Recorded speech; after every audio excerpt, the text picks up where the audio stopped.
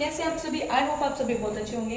तो आज मैं आपको लेस से ब्यूटीफुल सा डिज़ाइन बनाना सिखाऊंगी प्रिंटेड कुर्ती पे, जिसके लिए सबसे पहले मैंने यहाँ पे कुर्ती को कट कर लिया।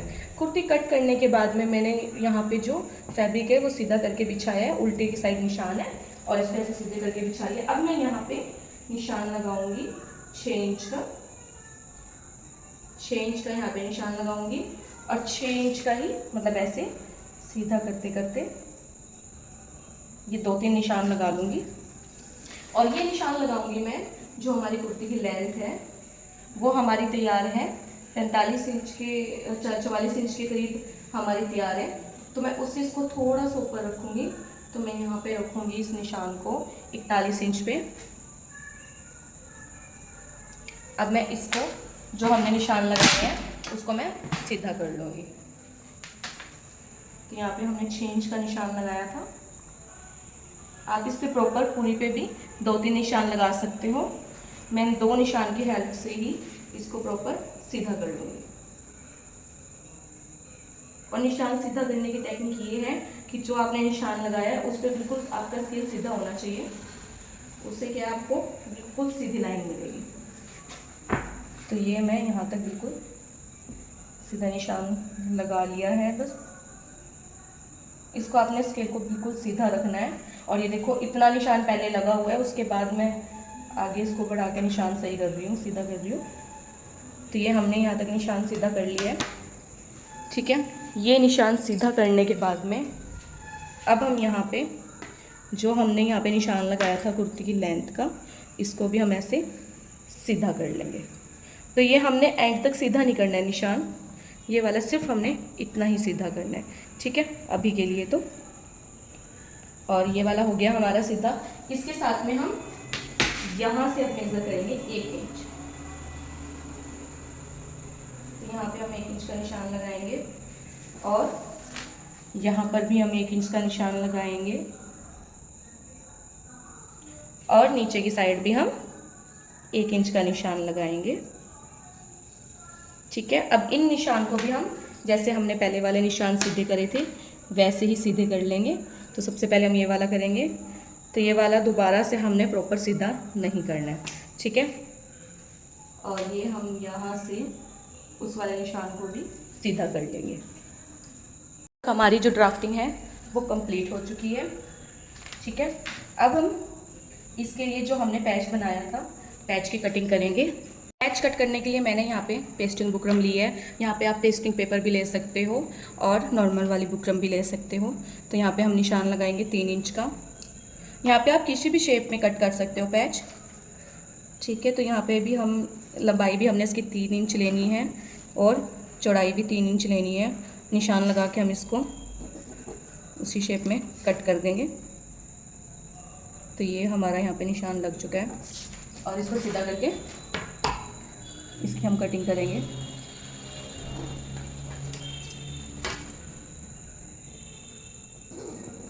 तो ये निशान सीधा हो गया।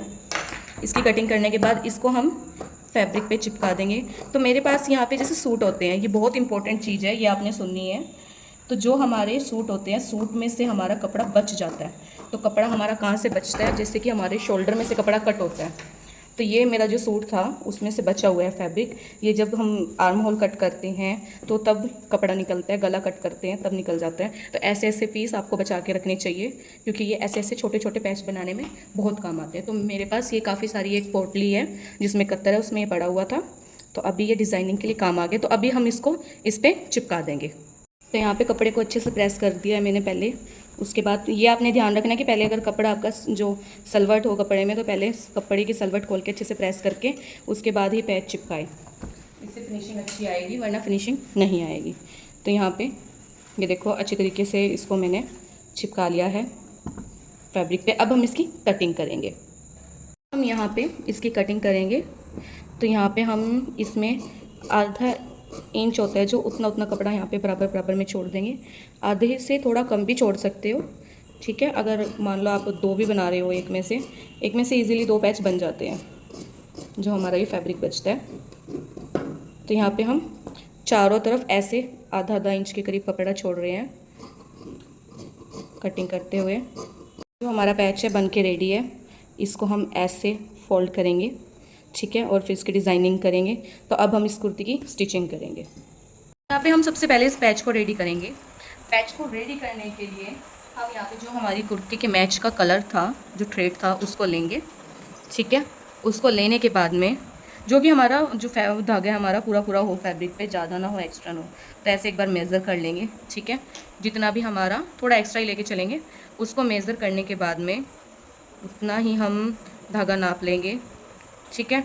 तो इतना धागा हमारी सिलाई में आ रहा है एक बार की सिलाई में, तो इसको हम ऐसे सिंगल रखेंगे। उसके बाद इस धागे को हम ऐसे डबल कर देंगे। तो ये हमारा है थ्रेड बनाने का तरीका है। ये हमारा जो हमारी कढ़ाई वाला थ्रेड आता है, तो इसको हम दोबारा से अब 3 बार कर लेंगे। 3 बार के बाद इसको हम एक बार और कर लेंगे 4 बार। तो यहाँ पे हमने इसको ऐसे 4 बार कर लिया धागे को। 4 बार करने के बाद में इसको हम ऐसे कट कर लेंगे। कट करने के बाद में अब हम इसको बॉबिन में भर देंगे, अपनी नीचे वाली में, ठीक है, हाथ से। तो बहुत ही ईजी तरीका है, ऐसे आप किसी भी धागे को बना सकते हो। और ये वाली जो चीज़ें हैं सिलाई में बहुत अच्छी काम आती हैं। तो अब हम इस धागे को इसमें भर लेंगे। तो यहाँ पे धागा भर चुका है। अब इसको हम हल्का सा हाथ से इसको थोड़ा सा घुमाएंगे ताकि सही सा हो जाए। और अब हम इसको बॉबिन में लगाएंगे और ये इतना निकाल लेंगे। उसके बाद हम इसको यहाँ नीचे सेट करेंगे और धागे को ऊपर खींच लेंगे। धागे को आपने ज़्यादा नहीं खींचना, ठीक है, क्योंकि हमने मेज़रमेंट के हिसाब से पूरा पूरा धागा रखा हुआ है। अब हम इसकी स्टिचिंग करेंगे। तो सबसे पहले हम इसको यहाँ से ऐसे और इसको ऐसे ऐसे रखेंगे। अंदर की साइड ही रखना है इसको दबा के, कहीं से भी कोना बाहर नहीं निकलना चाहिए। तो यहाँ पे हम इसको, यहाँ ये वाला जो फुट है हमारा, एक एक पैर छोड़ के सिलाई करेंगे। आप ध्यान से देखो, ये यहाँ से बिल्कुल इसके किनारे पे नहीं करनी, ये वाला फुट छोड़ के और इस पे यहाँ से हमने सिलाई स्टार्ट करनी है। तो अभी हम नॉर्मल यहाँ से सिलाई स्टार्ट करेंगे, ठीक है।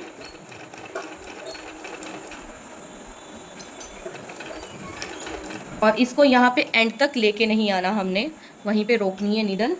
और इस वाले को पहले यहाँ से बिल्कुल ऐसे फिनिशिंग के साथ में यहाँ पे सेटल करना है फैब्रिक को। उसके बाद हमने सिलाई आगे करनी है और अंदाजे से, या फिर आप मेज़र भी कर सकते हैं ऐसे घुमा के, फुट को जो जितना हमारा गैप है वहाँ पे उतना ही रहना चाहिए, उतना रोक के। और फिर हम यहाँ से दोबारा इसकी यहाँ तक सिलाई करेंगे स्टार्ट। तो ये वाली सिलाई आप छोटे बक्खे में भी कर सकते हो, बड़े में भी कर सकते हो। तो देखो कितना प्यारा डिज़ाइन बन के आया है, ठीक है। यहाँ पे इसको हम ऐसे यहाँ तक कंप्लीट करेंगे। उससे पहले हम इसको ऐसे फोल्ड करेंगे। यहाँ पे आपने कॉर्नर पे बिल्कुल ध्यान रखना है, थोड़ा सा एक्स्ट्रा फोल्ड कर लो अंदर की साइड, बट बाहर नहीं निकलना चाहिए बिल्कुल भी कपड़ा आपका एक्स्ट्रा। फिनिशिंग के साथ में इसको यहाँ पे फोल्ड करना है और सिलाई इक्वल रखनी है। जो हमारा गैप है वो बिल्कुल इक्वल रखना है, कहीं से भी बड़ा छोटा नहीं रखना। इसके बाद अब हम यहाँ पे भी इसको ऐसे फोल्ड करके यहाँ तक सिलाई ले आएंगे, ठीक है। अब हम यहाँ पे आते हैं। तो यहाँ पे हमने क्या करना है, जो हमारा ये वाला धागा है ये अभी इस साइड बाहर की साइड निकला हुआ है, ठीक है। तो हमारा एक धागा ये ब्लैक कलर में है, जो कि हमारा ये यहाँ से स्टार्ट हुआ था। इसको हम नीडल की हेल्प से ऊपर खींच लेंगे। जो हमारा ब्लैक वाला धागा है इसको देखो आराम से आपने ऊपर की साइड खींचना है। इससे क्या होगा कि जो आपका ये वाला पिंक वाला धागा है ये भी ऊपर की साइड आ जाएगा। तो इसको आप आराम से धीरे धीरे से ऊपर खींच लो अंदर की तरफ। तो ये ज़रूर याद से कर लेना ताकि अच्छी फिनिशिंग आए। जो एक्स्ट्रा धागा है वो बाहर नजर ना आए, जो ये वाला धागा है, ठीक है। तो यहाँ पे अब हम इसको ऐसे खींच के ऐसे, ये धागा हमारा इजीली निकल गया, ठीक है।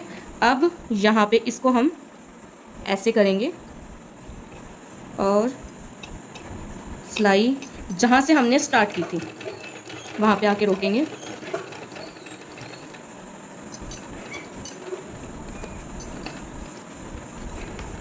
तो यहाँ पे हमने सिलाई यहाँ से स्टार्ट की थी, ठीक है। वहीं पे आ चुके हैं हम जहाँ से हमने सिलाई स्टार्ट की थी। और इस सिलाई को हम वहीं पे ला के थोड़ा सा 1-2 टांके जो है वो एक्स्ट्रा लगा के और यहाँ पे सिलाई को ऐसे रोक देंगे। अब हम इसको ऐसे हटाएंगे और इस वाले धागे को ज़्यादा खींचेंगे और इस वाले को भी एक्स्ट्रा थोड़ा कट करेंगे। और ये वाली जो सिलाई, ये वाला जो टांका है हमारा सिलाई वाला, इसको हम ऐसे ऊपर की साइड खींचेंगे ताकि हमारा जो ये वाला धागा है ये भी हमारा ऊपर की साइड आ जाए निकल के, जैसे हमने पहले निकाला था।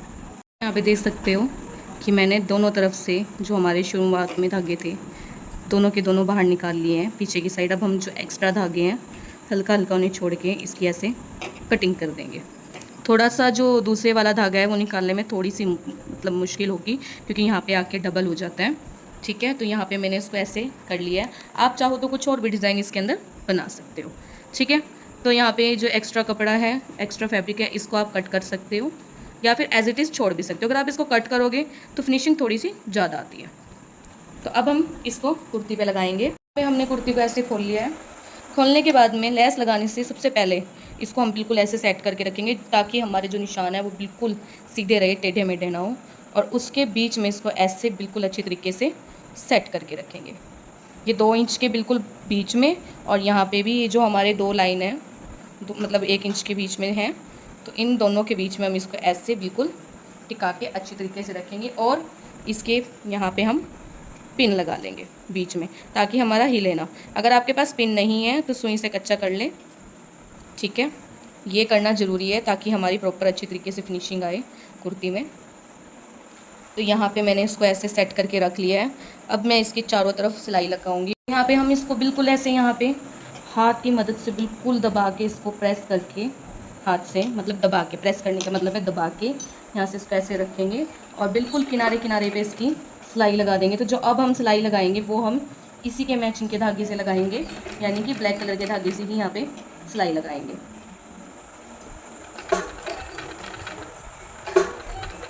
यहाँ पे हमने आराम आराम से सिलाई लगानी है बिल्कुल किनारे किनारे पे फैब्रिक के, और इसको सिलाई लगा के हम पैच को लगा लेंगे। यहाँ तक हमने सिलाई लगा ली है। जहाँ से हमने सिलाई लगानी स्टार्ट की थी वहीं पे आके हमने एंड किया है। और अब हम इसको अच्छे तरीके से जो हमारा एक्स्ट्रा धागा है उसको यहाँ से कट कर देंगे। ठीक है, तो कितनी फिनिशिंग के साथ में हमारा यहाँ पे जो ये है पैच बन के रेडी हो चुका है और लग चुका है। अब हम इस पे लेस लगाएंगे। तो सबसे पहले हमने पैच लगाना है, उसके बाद लेस लगानी है। ठीक है, और यहाँ पे देखो कितनी फिनिशिंग है, कहीं पे भी कपड़ा इकट्ठा नहीं हुआ है। इस चीज़ का हमने खास ध्यान रखना है, वरना हमारी कुर्ती के नीचे पल्ले में झोल भी आ सकता है। और यहाँ से हमारा इतना बारीक बारीक ये फोल्ड भी हो जाएगा। मुझे ज़्यादा फोल्ड नहीं करना था, बिल्कुल बारीक बारीक करना था, उतना ही मैंने यहाँ पे फैब्रिक छोड़ा हुआ है। तो यहाँ पे हम तुरपाई भी कर सकते हैं और सिलाई भी कर सकते हैं। इसके बाद अब हम यहाँ पे हमारी जो लेस है वो लगाना स्टार्ट करेंगे।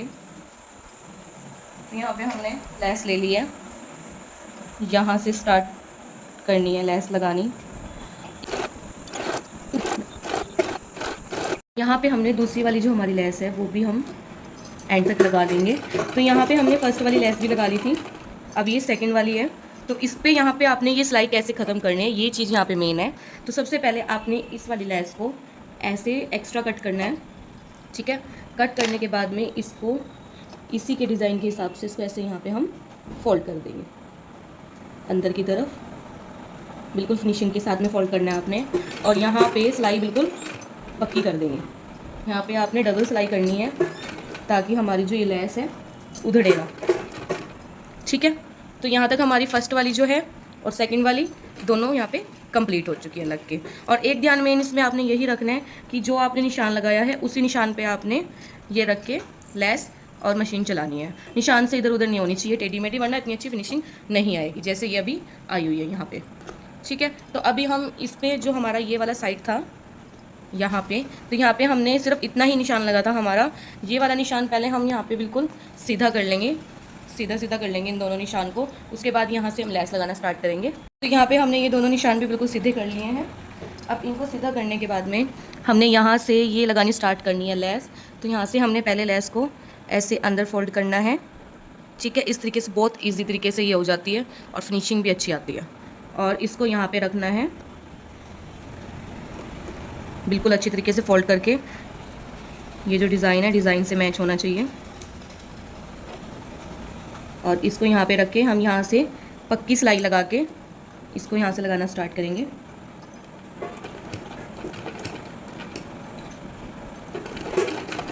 तो यहाँ पे बिल्कुल पक्की सिलाई हो चुकी है। अब हम इसको ऐसे सीधी सीधी सिलाई लगा लेंगे, जैसे हमने पहली 2 लगाई थी वैसे ये लगानी है।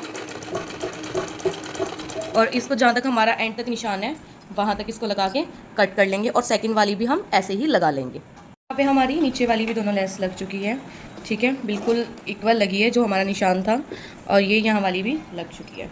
इसके अलावा आप इसमें थोड़ा बहुत डिज़ाइनिंग और कर सकते हो अगर आपकी इच्छा हो तो। अगर इतना भी रखोगे तो ये भी काफ़ी ज़्यादा अच्छा लगेगा।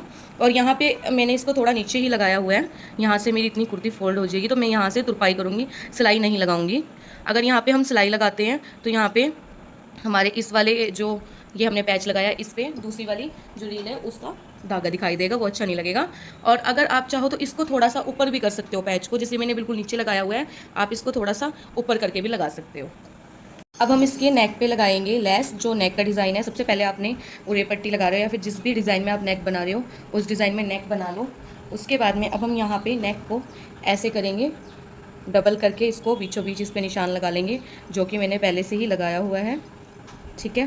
तो ऐसे इसको बिल्कुल इक्वल रखना है, पहले नेक को बिल्कुल इक्वल रख के और बीचों बीच निशान लगा लेंगे जो कि मैंने पहले से लगाया हुआ है। अब मैं यहाँ से इस लेस को लगाना स्टार्ट करूँगी।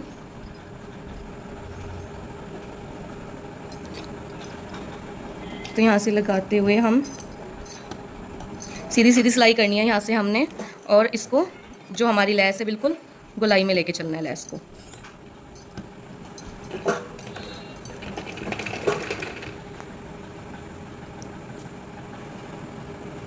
तो ये लेस ऐसे गोलाई में जिस शेप में गला है उसी शेप में रखते हुए सिलाई चलानी है, ना ही गले को खींचना है और ना ही लेस को एक्स्ट्रा खींचना है। इससे फिनिशिंग प्रॉपर अच्छी आती है। तो जिस शेप में गला है उसी शेप में देखो मैं लेस रख रही हूँ और मशीन चला रही हूँ।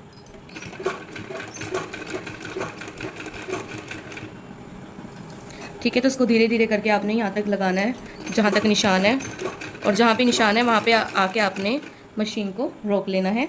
और नीडल अंदर होनी चाहिए, जो हमारी नीडल है वो फैब्रिक के अंदर होनी चाहिए। और इसको हम ऐसे करेंगे, उसके बाद ऐसे सीधा करेंगे और एक हम लंबाई का थोड़ा सा यहाँ पे निशान लगा लेंगे, या फिर जितनी आपको लंबाई चाहिए इसमें डिज़ाइन की उतनी हम यहाँ तक सिलाई लगा लेंगे, ठीक है। तो मुझे यहाँ पे करीबन 10 इंच की लंबाई चाहिए, तो यहाँ पे मैं 10 इंच का निशान लगा लूँगी इंची टेप से नाप के। ऊपर से आपने नापना है और 10 इंच का निशान लगा लेना है, और 10 इंच तक हम इसको सीधा सीधा सिलाई कर लेंगे। तो इसको यहाँ पे रखेंगे। आप इसको 10 इंच तक भी कर सकते हो, 10 इंच से कम भी कर सकते हो, जितना आपको अच्छा लगे। तो मैं यहाँ पे इसको 10 इंच तक कर रही हूँ सिलाई। और यहाँ पे दूसरी एक चीज़ ये भी रहेगी आपको आसानी, जब आप कटिंग करते हो तो कपड़ा बिछाते हो, तो आप प्रेस वगैरह करते हो या फिर नाखून से सेट करते हो, तो एक यहाँ पे क्रीज़ बन जाती है, जो कि मेरे यहाँ पे सूट में भी बीचों बीच बनी हुई है क्रीज़। इसकी हेल्प से बिल्कुल इधर साइड में रख के मैं ऐसे इसको यहाँ तक 10 इंच तक बिल्कुल सीधी सिलाई लगा लूँगी। इससे मुझे बिल्कुल भी दिक्कत नहीं होगी। तो यहाँ तक पहले हम सीधी सिलाई लगाएंगे। तो यहाँ पे हमने 10 इंच तक बिल्कुल सीधी सिलाई लगा ली है। अब हम यहाँ पे नीडल ऐसे इसके अंदर रोक के उसके बाद सूट को ऐसे पलट लेंगे दूसरी साइड, इसको ऐसे करके, और इस वाली जो ये लेस है इसको हम ऐसे भी फोल्ड कर सकते हैं, ठीक है, क्योंकि ये दोनों तरफ से इसका उल्टा सीधा कोई भी हिस्सा नहीं होता, दोनों तरफ से एक जैसी होती है। और इसकी हम सिलाई कर लेंगे यहाँ से।